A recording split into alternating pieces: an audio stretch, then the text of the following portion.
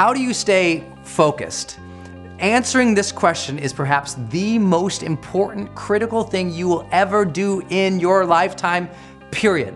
So I hope it is an absolute priority for you to learn to take back your focus in life, for you to get more distinct and more clear about what your focus really is, and for you to finally decide, you know what, if I keep wandering around distracted, if I keep looking at every new thing that pops up, if I keep trying every single new opportunity, if I keep saying yes to everything, if I keep listening to everybody's complaints, and if I keep doing whatever they ask me to do, at some point, you'll lose your life.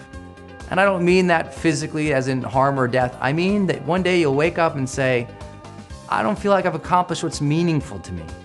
I don't feel like I'm in a job that I care for.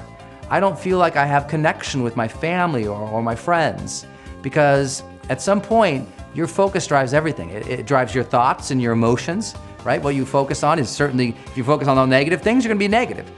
If you fail to focus on the things that are important, meaning your priorities, then what happens to your relationships? What happens to the overall quality of your life? Focus is driving everything in your life. You gotta get it back. It's not just about being productive. We'll talk about that. It's about experiencing the best quality of life. So how are you gonna get your focus back? Well, let me give you some counterintuitive ways to do it. The first thing that I need you to know in order to get your focus back is to realize that you need to make fewer decisions. Fewer decisions. Why?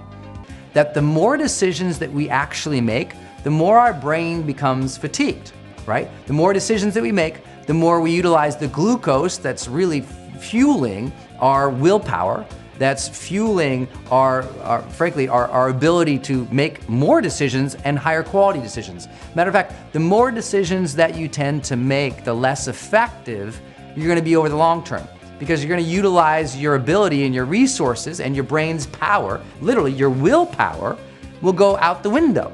So you wanna minimize the number of decisions you are making. How do you do that? Well, here's some simple things. One, stop browsing. Overall, browsing completely wipes out your focus and your willpower. Even all these little things you're focusing on are utilizing all your brain's resources. And over a period of time, when you stop browsing and you go back to focusing on something, guess what? You tend not to be able to focus on one thing and get things done. You start multitasking and doing lots of things, but where your work isn't really focused, nothing gets accomplished. So what happens is your brain is fatigued. Guess what happens when your brain fatigued? You find yourself sitting with a bag of potato chips, and what do when you have the remote control? You're just flipping randomly through things. Do you ever notice that? Meaning it's easier to become distracted the more distracted you are. Meaning the more that you aren't focusing on one thing at a time, the more problem you're gonna have later on to complete one thing at a time. And I know that makes sense, but here's this simple solution if you missed it. Stop browsing so much. All those browsing, all those tweets that you're reading, all those news feeds that you're reading, guess what? Every time you look at them, guess what your mind has to do? It has to make a decision, pay attention or not pay attention. And that decision is costing you focal power and resources later on, even if you don't know it. And if you're constantly fatiguing your brain by focusing on a million things, you'll never get your focus power back. Does that make sense? So stop making so many decisions by stop browsing things to decide whether or not you should pay attention to them. Just stop browsing.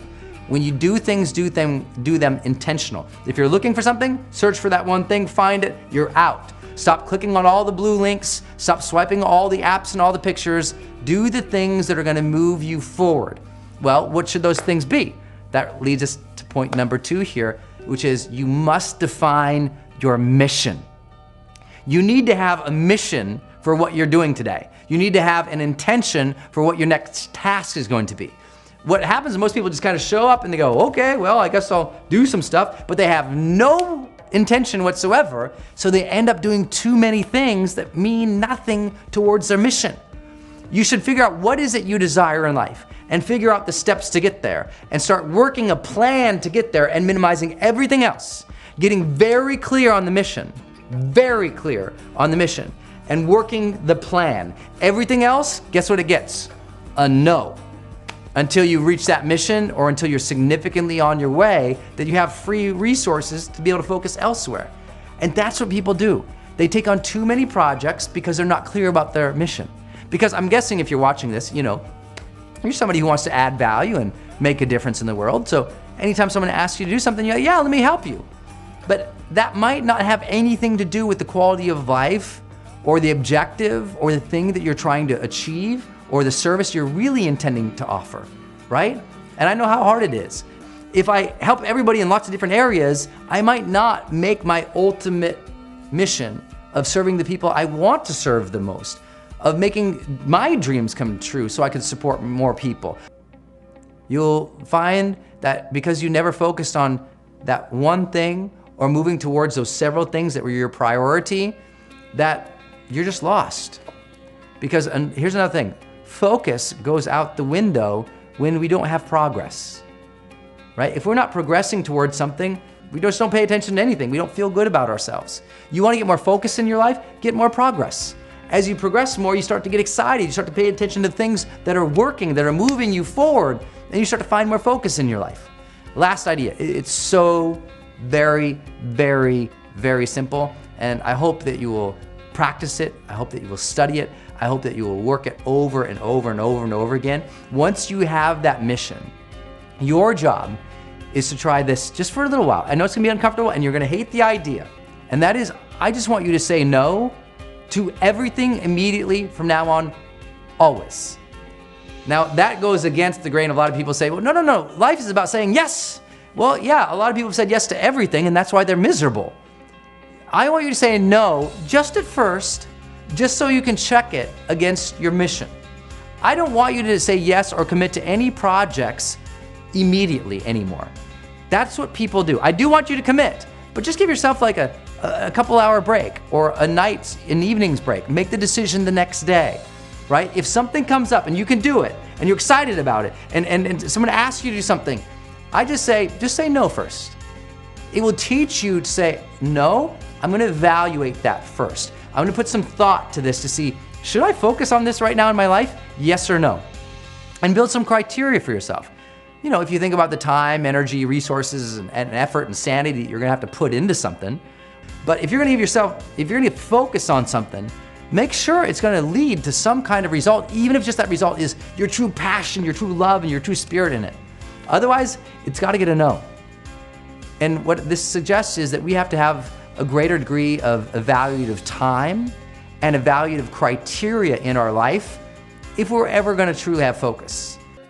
Your job is to get back to a very simple level of life, to very simple things to focus on, to do, to focus what we call essentialism or simplicity, to just make sure that you're only focusing on one or two major things at a time. And everything else, you're not allowing the distractions to suck you in, so you click all the links or do all the things that someone else says or reply to everybody else, but you're moving your life forward day by day, little by little. Engage in things that you care about, that you love, that you enjoy, saying no to those that you do not. And if you can keep that type of focal power and intention, then you'll start to experience what we call the charged life.